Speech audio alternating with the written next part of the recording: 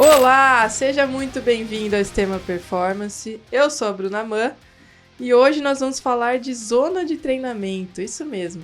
A gente já fez alguns podcasts aqui falando sobre isso e tem muita gente que questiona, será que tem que treinar em Z1? Será que tem que treinar em Z2? Qual o melhor tipo de treino? A gente vai falar bastante sobre isso aqui, não tudo, porque para falar tudo precisaria de um curso de 40 horas que a minha convidada ela tem online, né? Oferece online esse curso, doutora Marília? Apresente-se, por favor.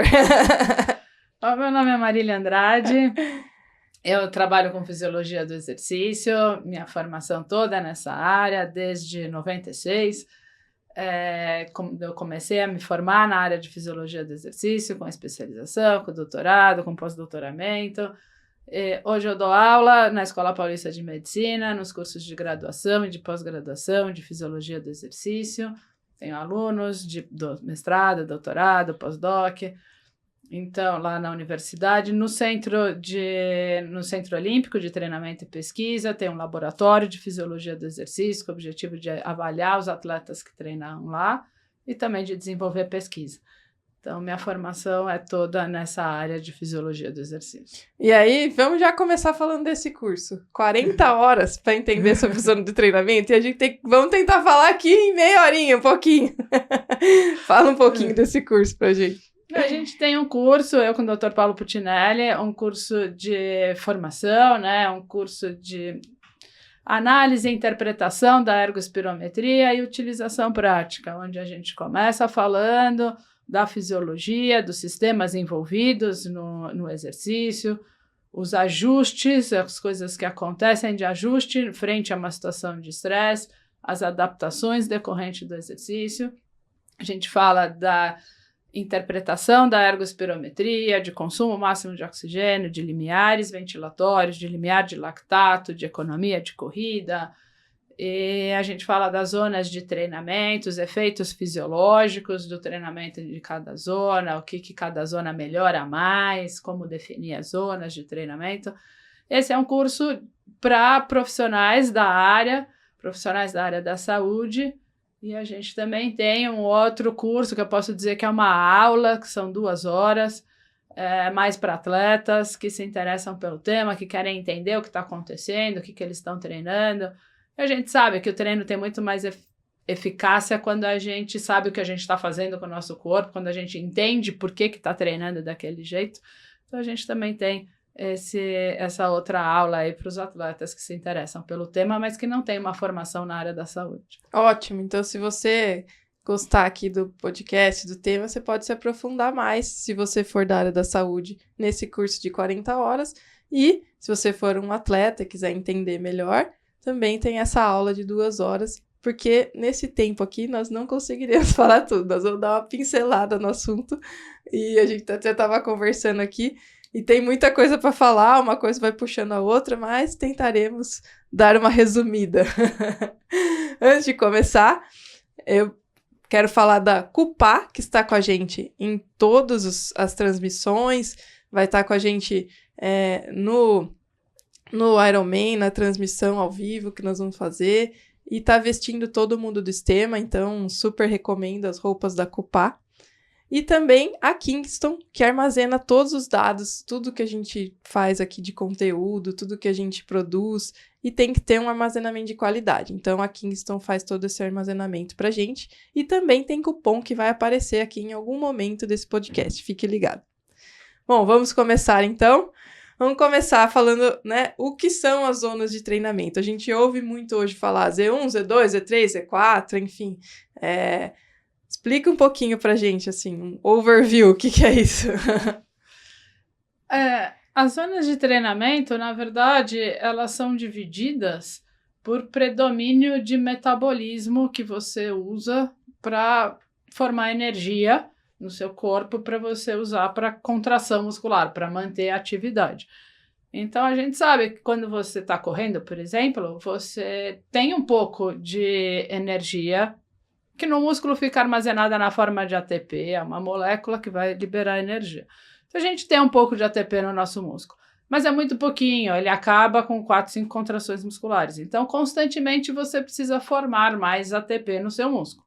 E tem várias formas de formar isso.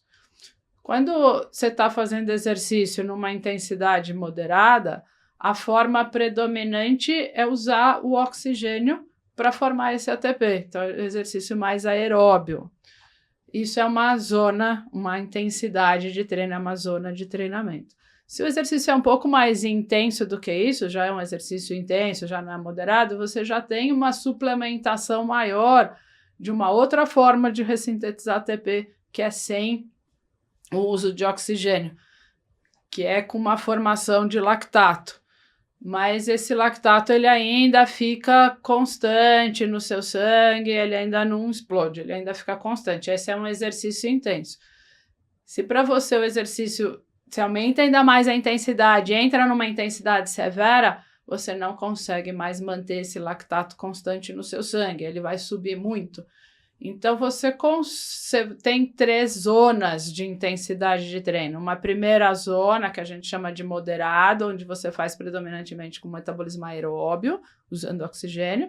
Uma segunda zona de treino, que é o exercício que para você é intenso, e aí muda o valor absoluto de exercício. Para você pode ser uma intensidade, para mim certamente é outra. Mas é intenso para nós duas, né? Então tem uma zona de treino que é moderado, uma zona que é intenso e uma zona que é severo. A gente tem 3 zonas de treinamento, 3 zonas fisiológicas, que são limitadas por essas características fisiológicas, como você consegue executar essa atividade. Bem interessante. Então a gente parte dessas 3 zonas fisiológicas para daí segmentar. Então, o início são essas 3. Fisiologicamente, a gente tem essas 3 que a gente chama de 3 domínios de intensidade de treino. Aí, a gente pode segmentar isso. A gente pode pegar essa primeira zona, que é moderada, e dividir em 2. E falar, bom, esse moderado eu posso fazer bem levinho, e eu vou chamar isso aqui de Z1. Uhum. Que é um regenerativo, é um bem levinho. E dentro dessa mesma zona, um pouco mais forte, até esse primeiro limiar, esse primeiro ponto que muda entre moderado e intenso, eu vou chamar de zona 2. Está ainda dentro do domínio moderado, mas é um pouco mais forte. Aí, entre o primeiro e o segundo limiar, que é esse exercício intenso, onde eu ainda tenho o lactato, ele está mais alto no sangue, mas ele ainda está constante, que é o domínio intenso, eu vou chamar isso aqui de zona 3. E depois do segundo limiar, que é onde eu tenho um exercício que ele é severo, onde o lactato sobe muito, eu vou dividir isso aqui em 2. Eu vou chamar o mais baixo dentro desse domínio de zona 4, e zona 5 eu vou chamar do exercício feito na sua velocidade máxima. 100 metros e aí rasos. eu divido 100 metros, aí eu divido em 5 zonas de treinamento ao invés de 3. Né? Então, também existe essa outra possibilidade. Bem interessante. E aí, isso é definido através de um teste, que aí a gente começa a entrar mais na complexidade. Como saber, né? Como saber essas zonas. Saber a zona? Que acho que essa é uma dúvida grande das pessoas. Tá bom, tem essa zona, agora como que eu sei, né? A maneira, o padrão ouro vai de teste, ou padrão áureo, como seria o mais correto no português chamar, a gente faz esse teste, essa avaliação, por meio de um teste que chama ergospirometria. Né? Então, a primeira coisa importante de separar é o que é o teste ergométrico do ergospirométrico, que muita gente confunde. Sim. Né? O teste ergométrico é aquele que geralmente a gente faz quando o médico pede, faz nos laboratórios, que você vai fazer numa esteira, muitas vezes aumentando a inclinação, com eletrodos, para ver a atividade elétrica do seu coração em exercício intenso. Muito mais para fins diagnósticos, se você tem alguma doença e tal. Esse é o teste ergométrico. Para identificar zonas de treinamento, o teste chama ergoespirométrico, porque você vai ver a parte da espirometria, como você está respirando. Então, você vai fazer o teste com a máscara. Essa máscara, ela serve para coletar o ar que você expira. Então, qual que é o objetivo disso? É ver o seu consumo de oxigênio e a sua produção de gás carbônico. Então, a gente sabe, durante que você está fazendo exercício, seu corpo está consumindo oxigênio. O que o aparelho faz? Ele lê a quantidade de oxigênio que tem no ar que você expira. Se eu sei que no ar ambiente tem 21% e você expirou 16%, cadê os 5%? Você consumiu. Entendi. Ficou dentro do seu corpo. Ele faz a mesma coisa com o CO2. Tem pouquinho no ar ambiente, ele lê quanto que tem no ar expirado e fala, bom, tem mais no ar expirado, Bruna produziu X. Entendi. Então, com isso, ele calcula o quanto você consome, o quanto você produz de gás carbônico em cada intensidade de esforço. Então, é um teste que vai fazer com intensidades progressivas, vai começar devagarzinho, a gente vai aumentando a intensidade e vai vendo como que seu corpo reage àquela intensidade de esforço, como que está sendo a sua ventilação pulmonar. E com isso, a gente consegue identificar essa mudança do exercício moderado para o intenso e do intenso para o severo. Aí, como resultado da ergospirometria, a gente tem esses 3 domínios de intensidade de treinamento definidos. E aí, gente, vamos lá. A gente também tem o VO2 máximo. E a gente sabe que o relógio, ele fala pra gente quanto é o VO2 máximo, né? Exatamente. Por favor, tem alguma coerência, porque tem muitos alunos que me mandam, meu relógio falou que eu estou improdutivo. Aí eu fico, ai meu Deus. É chato, né, esse relógio. Relógio ajuda e atrapalha. Então, acho que uma coisa importante é a gente lembrar por que é importante o VO2 máximo, né? Porque ele é o melhor índice para prever desempenho. Então, a gente tem várias coisas. Então, se você corre 10 quilômetros para 50 minutos, tem várias coisas que fazem você correr para 50 minutos e não para 40 e nem para 1 hora.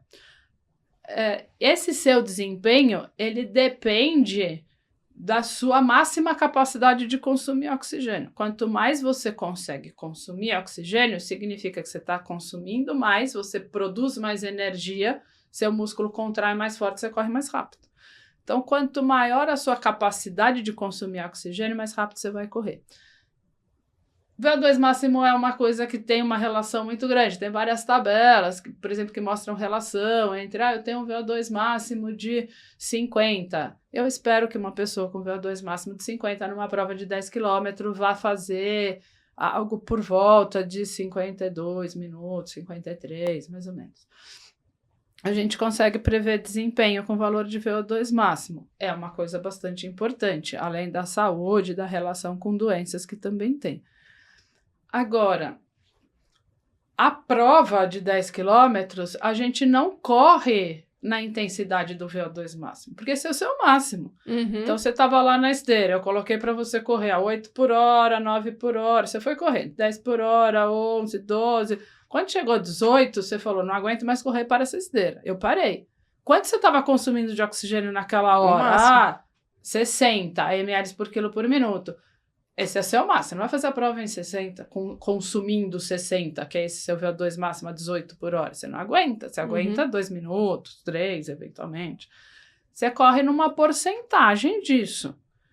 Qual porcentagem você corre? No seu limiar.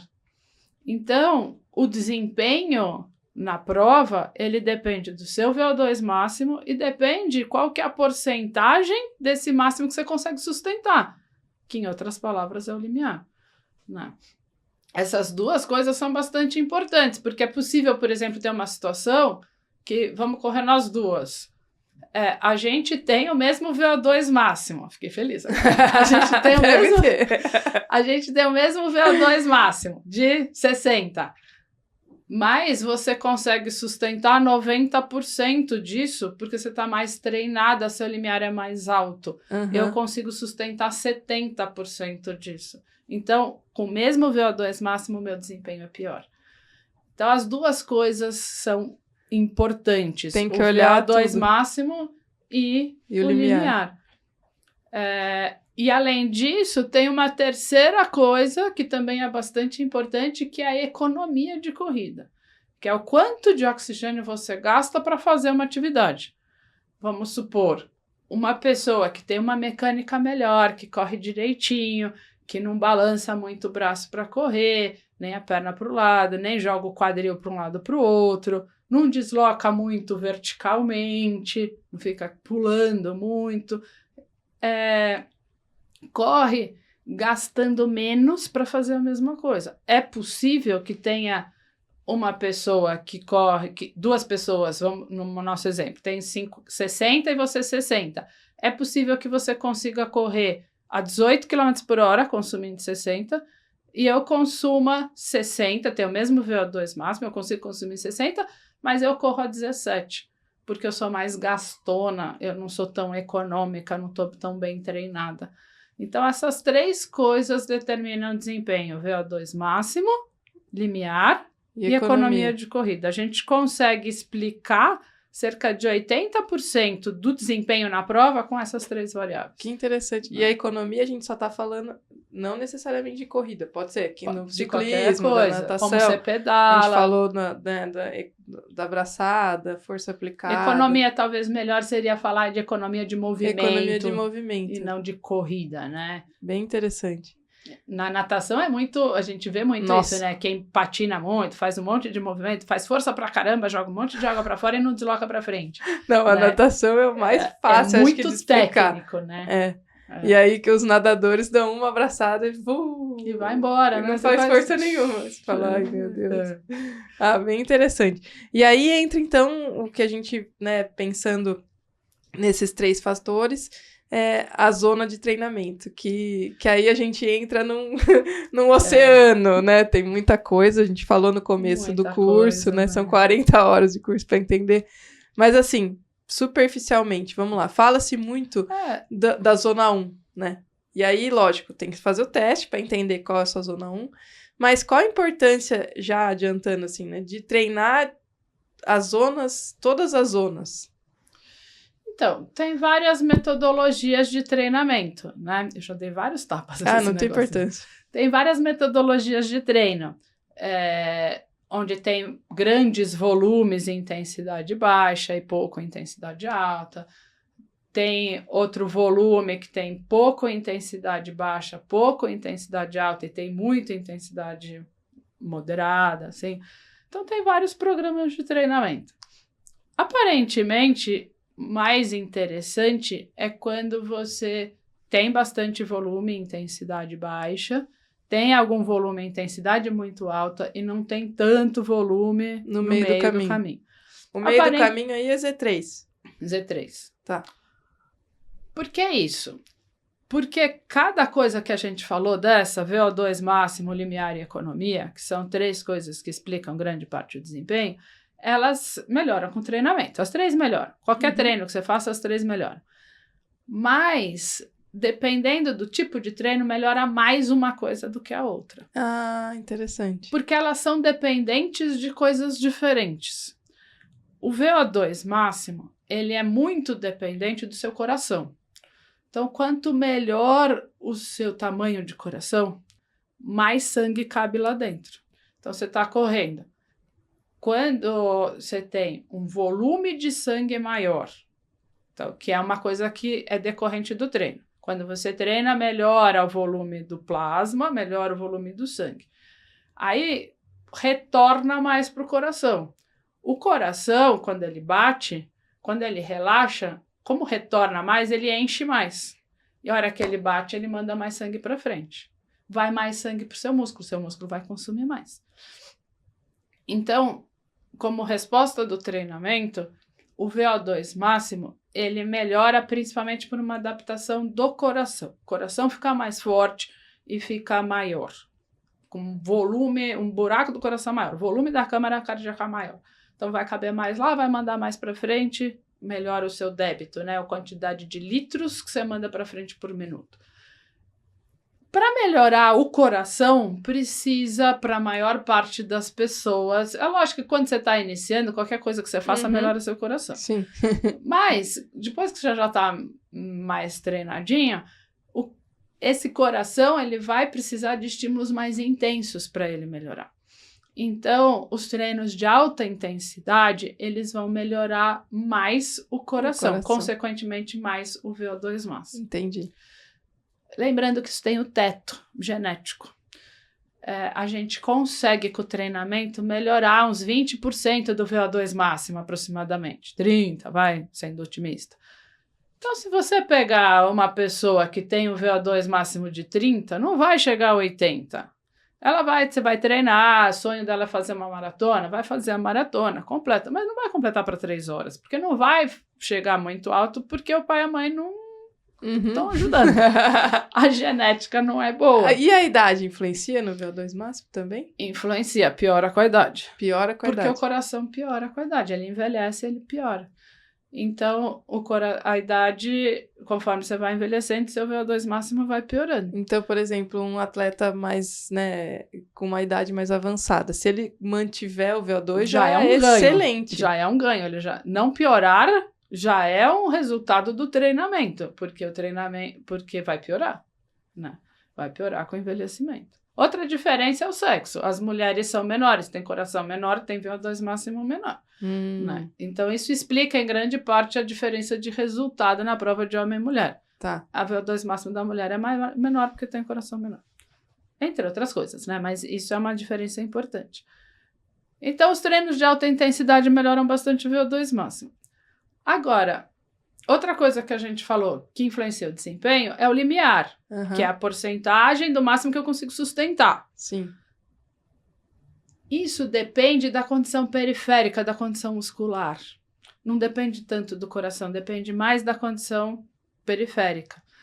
O que é isso? O número de vasos que tem seu músculo. Quanto mais treinado, tem mais vasos. E aí vai chegar mais sangue, ele vai conseguir puxar mais oxigênio desse sangue. Depende do número de mitocôndrias que tem no seu músculo. Quanto mais mitocôndrias, vai conseguir tirar mais oxigênio do músculo, vai usar mais. Sim. Depende do número de transportadores de oxigênio pelo sangue, do número de glóbulos vermelhos. O oxigênio ele é transportado pela hemoglobina, que é uma proteína que está dentro do glóbulo vermelho. Conforme você treina, aumenta o número de glóbulos vermelhos do seu sangue.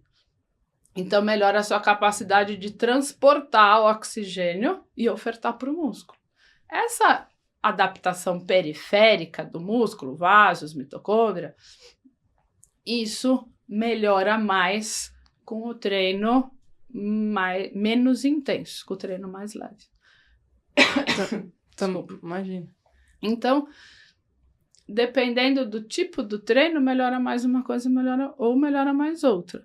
Por isso que é importante a gente modular, mesclar cargas. Entendi. E qual seria o motivo para não ter um volume grande em zona 3? Porque ela te cansa, de forma que você não consegue fazer o treino de amanhã forte, porque você está cansado. E ela não é fraca o suficiente para você conseguir fazer volumes muito grandes que melhoram a parte periférica. Então é nem, né? Nem você consegue fazer uma coisa muito... Porque eu treino intensidades mais leves, você consegue fazer volumes maiores, isso é bacana para melhorar a parte periférica. Isso é legal. Você vai conseguir sustentar uma porcentagem mais alta do seu VO2 máximo. O treino bem forte é legal que vai melhorar o seu VO2 máximo. Altos volumes no meio, fica um negócio intermediário, que é um grande erro que a gente está muito habituado a ver. Muito comum a pessoa não gostar de fazer treino leve, porque ela acha que ela está bem, ela pode fazer um treino mais forte, ela não aceita ego, ou sei lá, não gosta e não faz, mas daí ela também está sempre meio cansada para fazer os fortes bastante muito fortes, né? Que daí geraria essa adaptação. Mais essa adaptação central, mais essa adaptação do coração, né? Que é o que responde mais, lembrando que é predomínio, né? Sim. Nunca vai ser 100% nunca uma zona. Não estou dizendo que o treino fraco não melhore o VO2 máximo, mas melhora menos. E a recíproca é verdadeira. Não é que o treino forte não melhora a parte periférica, mas a via é diferente. A parte periférica, que é principalmente a mitocôndria do músculo, a densidade de mitocôndrias no músculo, ela pode melhorar por 2 vias de sinalização, assim, que são estímulos para melhorar, ou por intensidade ou por volume.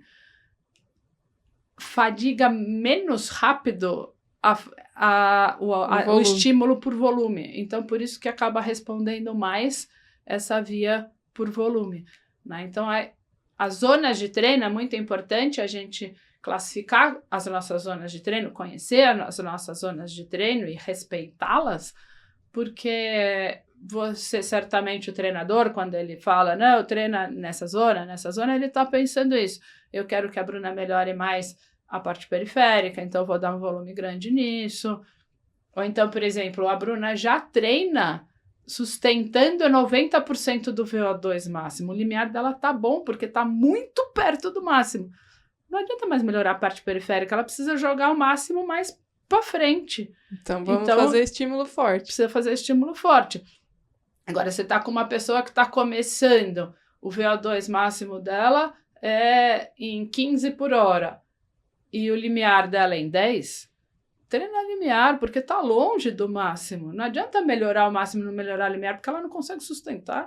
Então, treina mais a parte periférica, treino mais longo, intensidade mais baixa, vai machucar menos, inclusive, enquanto ela ainda não tem muita força, para melhorar o limiar e para jogar aquilo mais para frente. Pausa rápida para você que está assistindo esse programa, que a gente tem um recado especial. Você que é treinador, profissional da saúde ou entusiasta do esporte, esse ano a gente vai dar continuidade ao projeto de sucesso do ano passado, os simpósios do Ironman Brasil. Após a excelente recepção que teve no ano passado, o Dr. Leandro Gregorucci, que é diretor médico do Ironman, resolveu expandir essa discussão científica e prática dos esportes de endurance. Serão 6 simpósios esse ano discutindo os 4 grandes temas: medicina esportiva, treinamento esportivo, fisioterapia e nutrição. 5 desses eventos acontecem na sexta-feira, que antecede as provas de 70.3 das etapas do Ironman Brasil. E para coroar esse calendário, a gente vai ter o segundo simpósio Ironman Brasil, que acontece em Jurerê Internacional, lá em Floripa, antes do Ironman Brasil, que vai ser quinta, sexta e sábado, assim como foi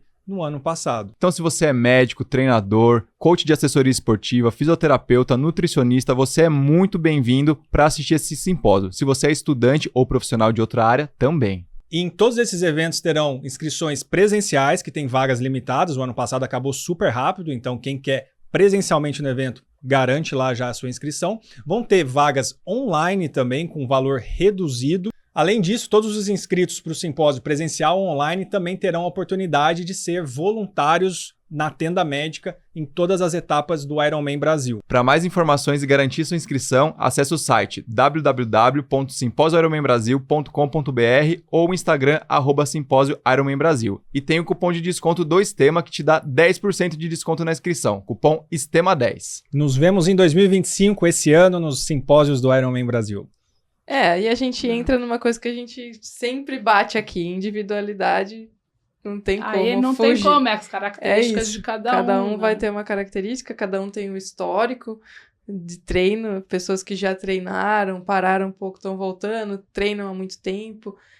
Sempre quem já é treinado é muito difícil melhorar, então tem que ficar caçando, e aí eu acho que é muito mais importante fazer todos os testes para entender qual a deficiência, o que tem que fazer para melhorar, né? Os atletas que têm uma performance mais alta, o treinador tem que rebolar ali para entender a falha, né? Onde dá para melhorar. Quem está começando é muito isso. A gente observa na prática que tudo que você faz melhora, e aí vale muito mais os treinos em zona 1, zona 2, né? Então, acho que é muito importante a gente sinalizar isso, porque tem muito questionamento sobre esse assunto do fato de mas por que treinar em Z1? Parece que eu tô destreinando, parece que eu não vou melhorar. E acho que um pouco de paciência, porque essa adaptação não é da noite pro dia. A gente consegue mensurar isso. Então, por exemplo, assim, vamos supor, eu preciso fazer, sei lá, vou chutar aqui, tá? Uma dúvida que a galera tem. Quantos treinos em zona 1 para sentir um pouco de melhora, para eu conseguir... Eu sei que é individual, mas assim, a gente consegue pensar mais ou menos nisso, assim? Então, tem algumas coisas bacanas para falar disso. As adaptações, elas, de cada coisa, assim, a mitocôndria, o coração, o sangue, a gente falou, tudo isso se adapta com o treinamento. Então, no sistema cardiovascular, a gente tem aumento do volume de sangue, a gente tem aumento do glóbulo vermelho, a gente tem um monte de coisa. E cada coisa dessa vai acontecer em um tempo. Tá. Então, por exemplo, o aumento do volume de sangue acontece com dias de treinamento. Então, é muito rápido. E esse aumento de volume de sangue, que acontece bem rápido, ele vai repercutir numa melhora de VO2 máximo, né? Principalmente quando a pessoa é menos treinada, né? Ou tá voltando para o treinamento. Então, a resposta, isso é uma coisa legal, porque às vezes a pessoa fala, eu vou começar a correr, mas demora tanto para melhorar. Exato, Não vou nem começar. Não vou nem começar, porque Melhora vai demorar. rápido, você vai sentir. Se você não tá fazendo nada, fica a dica, começa, porque você vai sentir rápido a melhora. E qual é a sensação, assim? A pessoa, ela começou. E aí... Ela vai aguentar mais. Ela aguenta mais. No começo, ela corre 1 minuto, ela precisa caminhar. Precisa ser 1 minuto de corrida, 1 minuto de caminhada. E precisa, aos poucos, ela vai aumentando o tempo de corrida, vai precisar alternar menos com caminhada, até conseguir correr um pouco mais seguido, assim. Então, essa melhora, ela é rápida e ela é decorrente do aumento de volume de sangue. Legal. Né? Então, isso é uma coisa que acontece rápido. Já o aumento do número de mitocôndrias no músculo, da densidade de mitocôndrias no músculo, o aumento dos vasos sanguíneos e também dos glóbulos vermelhos, já é uma coisa que demora um pouquinho mais, já umas semanas para acontecer. Mas também vai acontecendo com o treinamento. Então, isso tudo vai melhorar a percepção da pessoa de desempenho, que antes ela cansava muito correndo 2 minutos, agora ela já consegue 2,30, ela consegue sustentar. E a adaptação cardíaca, o aumento do tamanho do coração, a hipertrofia do coração. Hipertrofia eu falei, mas eu não gosto muito porque depende um pouco, mas uma coisa é certa, o aumento do volume do coração, isso vai acontecer com meses de treinamento. Já é uma adaptação que demora mais para você conseguir. Então, o atleta que já está bem treinado, tá, não sei o quê, o que a gente vai querer vai ser uma adaptação cardíaca, mas isso demora mais para acontecer. Mas o fato é que cada coisa dessas acontece com um tempo de treinamento e que rapidamente você tem benefícios. Agora, quanto que você vai treinar em cada... Aí muito depende particular. muito do nível da pessoa. É muito difícil falar isso, porque depende muito do resultado da ergospirometria, quer dizer, como a pessoa tá.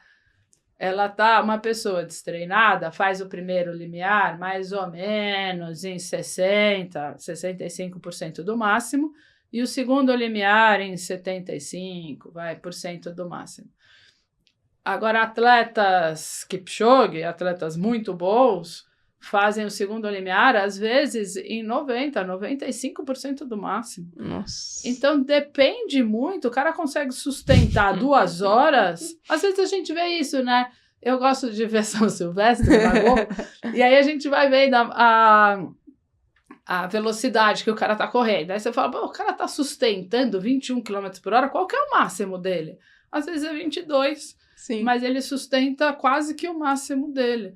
Né? Ele está tão bem treinado, a parte periférica dele está tão boa, que ele sustenta quase que o máximo que ele consegue produzir de energia. Né? Isso é muito interessante, porque às vezes a gente vê, né, tá competindo, aí você vê um cara passando, né, super forte, fala, nossa, vai quebrar. Às vezes não, porque ele tá ali, ele sustenta essa velocidade por muito tempo e muito próximo do limiar. Do máximo dele, porque às vezes a gente olha e fala, o máximo dessa pessoa é quanto que ele tá passando aqui a 1.000.000? Às vezes é muito pouco acima daquilo. Se ele estiver muito bem treinado, ele sustenta 1 hora. Tem os dados de maratona, de quem faz 2 horas baixo, assim, que eles fazem quase no segundo limiar. Nossa, a maratona inteira. Aí faz quase na velocidade do segundo limiar, que é muito alto, né? Que é o que separa intenso de severo. Agora, você pega uma pessoa já não tão bem treinada, não consegue sustentar isso, né? Sustenta, segundo o limiar, 15 minutos, 20 minutos. Nossa, é muito Guardada a interessante. devida proporção, né? Ainda que a carga absoluta seja diferente. Sim, Então, um cara bem treinado, ele tem cargas absolutas mais altas sim, e ele consegue sustentar a maior porcentagem do máximo dele. do máximo Então, dele. ele é duplamente melhor, né? Ele tem um máximo mais alto e ele sustenta a maior porcentagem do máximo dele. Então, esse é o resultado do treino, né? Então, é treinos que daí intercalam essa alta intensidade bem feita Uhum. e o treino em baixa intensidade que tem esse efeito de melhorar a parte periférica e também preparar para o treino forte. Então, essa é uma outra dúvida bem importante. O fato de você treinar leve faz com que você consiga fazer o treino forte.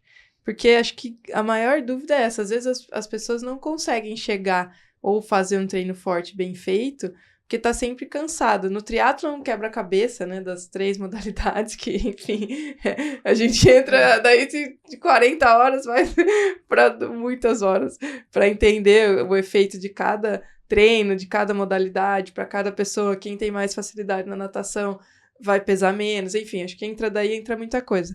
Mas pensando em uma modalidade, que, né, um corredor, ciclista, um nadador, quando ele faz o treino leve, ele consegue render mais no forte. E às vezes, o que a gente percebe muito assim no dia a dia, é que quem fica ali sempre no meio do caminho não consegue fazer um treino forte.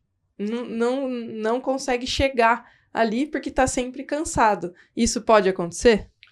É exatamente isso, eu acho, que é a preferência atual por esse modelo, por essa distribuição de carga que favorece o maior volume, intensidade baixa, um volume ok, intensidade muito alta e baixos volumes no meio, né? A literatura mais recente, ao invés, inclusive, de chamar o treino de baixa intensidade, de treino de recuperação, está tendendo a chamar de treino preparatório. Porque, inclusive, é mais... uma das justificativas para mudar essa nomenclatura é a pessoa entender que aquele treino é importante. Porque a hora que você fala recuperação, a pessoa fala, já estou bem, não preciso fazer. Aí pula o treino, Sim. né? E o treino, como pensando ele preparatório, você precisa fazer porque você precisa se preparar, né, para o treino mais forte. Então, é essa a ideia, que o treino forte ele precisa ter uma baixa intensidade antes para você preparar a sua musculatura, inclusive, para você conseguir fazer o forte muito forte. E esse forte, assim, só uma dúvida também. A gente vai medir ele pelo limiar, ou pela sensação, ou porque, assim, quem não tá acostumado a fazer treino muito forte, assusta um pouco até com a sensação de que eu brinco assim, viu, estrelinha, quase morreu, então tá certo. Então, pensar um pouco nisso, a importância desse treino e como o atleta tem que se comportar, porque não é uma sensação... É ruim. Não é gostoso. Não é gostoso. É a sensação de quase morte. Você aprende, né? Eu acho que o atleta, você que tem essa vivência, ele aprende a fazer força. Ele aprende a entrar nessa zona de treinamento. O jeito de você saber que zona de treinamento é essa, não tem jeito. Tem que ser por meio da ergospirometria. Tem alguns testes indiretos que você pode fazer que estimam esse segundo limiar, né? Então, você pode fazer por um teste que chama potência crítica. A bike tem o FTP, que tem uma relação boa com o segundo limiar. Mas é importante dizer que esses testes, apesar de terem uma boa relação com o segundo limiar, eles não querem dizer a mesma coisa. O que isso quer dizer? Quando você fala que as duas coisas estão relacionadas, por exemplo, o segundo limiar, que você mede lá na ergospirometria, e o FTP, que muita gente conhece, significa que quanto mais alto as coisas estão relacionadas. Então, quanto mais alto o seu segundo limiar, maior o seu FTP. Quanto mais baixo o outro. Mas não quer dizer que os dois valores medem a mesma coisa. Pode ser que num dê sempre 20 watts a menos. Tá. E o outro dá 20 watts a mais. Mas quando um cresce, o outro cresce. Quando um decresce, o outro decresce. Então, estão relacionados, mas não são intercambiáveis, né? Então, tem várias formas para estimar. Talvez potência crítica seja uma forma das mais interessantes para estimar segundo limiar. Uma forma simples, você não precisa de nenhum recurso maior, mas é uma possibilidade de teste. A ergospirometria vai medir exatamente o que está acontecendo no seu corpo. Por que isso é interessante? Você vai conhecer, para além da carga, então, sei lá, 15 por hora, você fez o teste correndo, você fez o teste na bike, deu 200 watts. Além de você conhecer a carga, você conhece a frequência cardíaca, que é melhor, né? Porque a carga, às vezes, varia. Se você tem lá, o meu segundo limiar deu em 15 por hora. Então, eu quero fazer um treino forte, eu vou fazer tiros a 16 por hora, que é acima do segundo limiar. Ótimo, tá certo. Só que naquele dia tá um calor infernal e eu resolvi que eu vou fazer meu teste meio-dia e eu transpiro um monte. Se eu quiser fixar nesse 16 por hora, eu não vou conseguir fazer, porque minha frequência tá alta já de base. Uhum. Porque o dia tá muito quente, eu dormi mal, eu briguei com meu marido, eu sei lá o que aconteceu, e aí eu não consigo fazer. Então, o melhor é você sempre se guiar pela frequência cardíaca do limiar. Então, o resultado de uma ergospirometria vai te falar, ó, seu primeiro limiar é 13 por hora, o segundo é 15. No 13 por hora, você tem 150 batimentos e no segundo você tem 170. Aí você faz o seu treino com a frequência cardíaca. Com a frequência cardíaca. E aí, não interessa. Por exemplo, assim, que acontece muito, né? Se a gente coloca, o treinador coloca lá, 15 por hora. Aí o atleta teve um dia mal, não sei o que, não conseguiu fazer, não olhou a frequência na hora. Ai, não consegui e tal. Aí você vai olhar, tá dentro. Então, como que você margem, vai convencer a pessoa? Tem que olhar, falar da frequência cardíaca. Tem que falar da frequência cardíaca. A carga que foi prevista, se ele atingiu a frequência cardíaca prescrita, tá tudo certo, não tem problema nenhum. Exatamente. A carga é uma consequência, né? Gente, atletas, vocês precisam saber disso, porque, olha, é uma briga constante. Tem isso um acho que artigo todos bem os treinadores. Bem recente, eu não sei exatamente de quanto de treinamento de os noruegueses, mostrando que eles fazem tiro pelo lactato. Não é a frequência, não é a velocidade ou a potência. É um outro marcador de carga interna, que pode ser frequência cardíaca, que é a mais fácil, como a gente falou, relógio médio, não custa tão caro, você vai precisar investir num relógio, mas não é uma coisa impossível. Ou também um outro marcador é lactato. Então, é nessa percepção, é quando seu corpo está produzindo e seu sangue tem 4 milimolar de lactato. É aqui que você vai fazer o tiro. E você faz o tiro 10 nesse. Se deu hoje para fazer 15 por hora, ótimo. Se deu 14, ótimo. O que importa é esse lactato. Ah, por que não deu para fazer em 15, só deu em 14? Comeu mal, dormiu mal, a emocional tá ruim, tá calor, tá úmido demais, você precisa, para transpirar é difícil, porque tá muito úmido o dia, ou tá seco demais, transpira demais. Então, tem várias coisas que vão influenciar o ritmo que você consegue manter. Não, muito interessante. E aí, é por isso que a ergospirometria é legal. Os testes indiretos são interessantes, mas te falam a potência, né? E aí você vai ter que convencer o atleta, sei lá, a falar, ó, tem um range aqui, né? Que vai depender das condições do dia, suas, individuais, enfim. Muito interessante. Então, ó, tem o curso e tem o teste, que é muito importante. Eu acho extremamente necessário para quem está buscando uma performance, quem vai fazer maratona, provas mais longas. Eu acho super necessário. A gente sabe que não é tão fácil assim de fazer envolve investimento, sim, mas é algo que, se você já está investindo no treinador, no equipamento, vai fazer a prova, acho que é super válido você também se conhecer. Conhecer seu corpo, saber. Então, eu acho que o exame, a ergospirometria, é um investimento interessante para quem puder, porque, inclusive, ele serve para você ver efeitos do treinamento. Você treinou, melhorou o VO2 máximo, mas não melhorou o limiar, vamos ajustar o treino. Melhorou o limiar, mas não melhorou o VO2 máximo, ajusta para o outro lado. Então, é um teste que vai fornecer para o treinador subsídios para ele ir adequando o treino e buscar os objetivos que se pretende. É um teste também que, por si só, ele oferece zonas de treinamento que também podem servir para orientar treinamento. Então, é um teste que tem várias aplicações, né? Eu acho que vale muito a pena investir em fazer o exame. E outra coisa que a gente estava falando, que eu acho que vale a pena, você conseguir entender o resultado do teste, né? A gente tem, como eu falei, a gente tem uma aula para as pessoas numa linguagem leiga, numa linguagem que as pessoas consigam entender o resultado daquilo e possam aplicar no seu treino, e tem, eventualmente, um curso um pouco mais longo para formação, daí para a pessoa poder realizar exatamente o teste, né? Forma não só interpretar o resultado, mas também que ela possa, eventualmente, realizar o exame, montar uma clínica, enfim, para executar as avaliações. Excelente. Não, acho que a gente conseguiu dar um geral aqui. Como a gente falou, tem muita coisa que envolve tudo isso.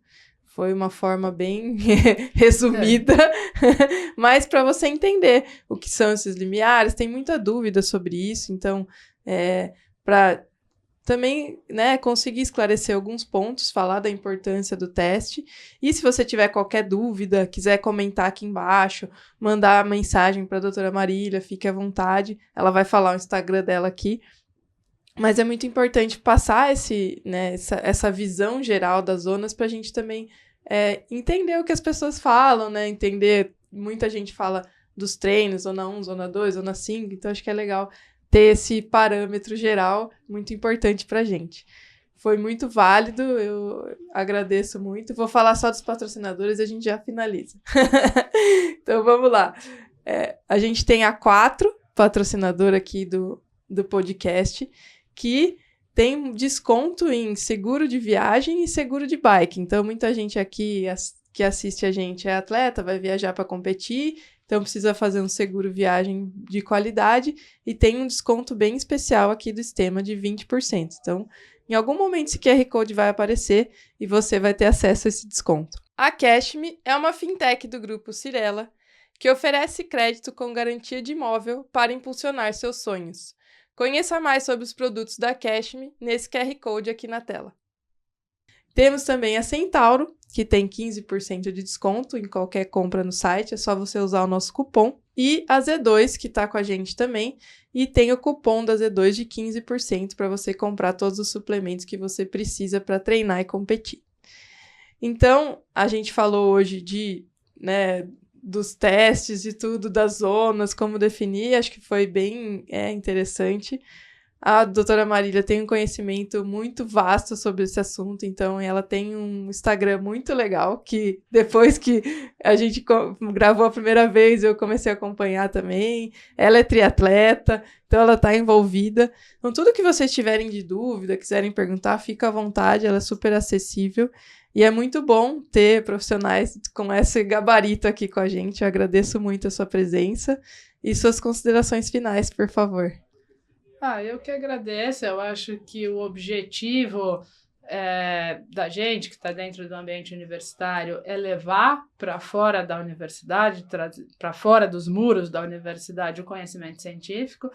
Na área do esporte, eu acho que isso é uma coisa que ainda falta bastante, mas meu grande objetivo profissional é isso, é levar as coisas que a gente faz dentro da universidade, a gente estuda bastante, tenho muitos artigos publicados sobre o assunto, mas que são mais de conhecimento de quem está nesse ambiente, é levar esse conhecimento para fora. O objetivo da página no Instagram é exatamente esse, trazer com vídeos curtos, mas trazer alguma informação, assim, sobre fisiologia do exercício, sobre a minha área de atuação para o público que se interessa pelo tema. Então, fiquem à vontade também. Se tiver outras dúvidas, pode entrar em contato comigo. Vai ser sempre um prazer conversar sobre isso. A página é marilia.andrade.10. Vai ser um prazer receber as pessoas lá e espero ter conseguido acrescentar aí alguma coisa dentro do conhecimento de vocês nesse tema. Muito, conseguiu muito. E daí, se você segue ela lá, curta, compartilha, comenta. E aqui também, se você tiver alguma dúvida, quiser deixar o comentário aqui, fica à vontade, a gente está sempre olhando. Entre em contato com os convidados e eles ajudam a responder lá. E não esquece também de avaliar a gente, sempre dando 5 estrelas, por favor. E também, se quiser sugerir um tema para o nosso podcast, fiquem super à vontade. A gente quer trazer o conhecimento para você com profissionais de qualidade. Então, muito obrigada pela sua presença. E esse foi mais um Extrema Performance. Valeu!